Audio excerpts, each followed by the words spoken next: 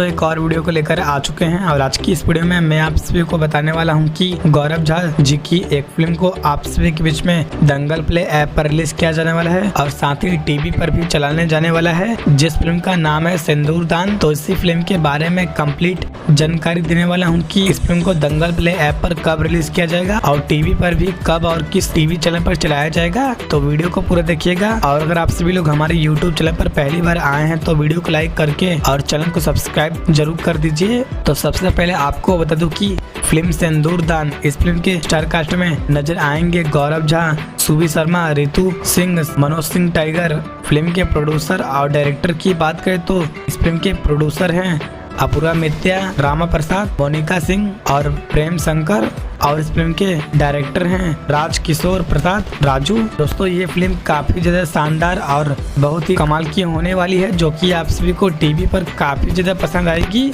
चलिए दोस्तों बता दें कि इस फिल्म को दंगल प्ले ऐप पर कब रिलीज किया जाएगा और टीवी पर भी कब और किस टीवी चैनल पर चलाया जाएगा। तो गौरव झा जी की ये फिल्म सिंदूरदान, इस फिल्म को आप सभी के बीच में दंगल प्ले ऐप पर रिलीज किया जाएगा 8 जुलाई को। जी हाँ दोस्तों 8 जुलाई को शाम के 7 बजे और टीवी पर भी चलाया जाएगा 8 जुलाई को शाम के 7 बजे भोजपुरी सिनेमा के टीवी चैनल पर।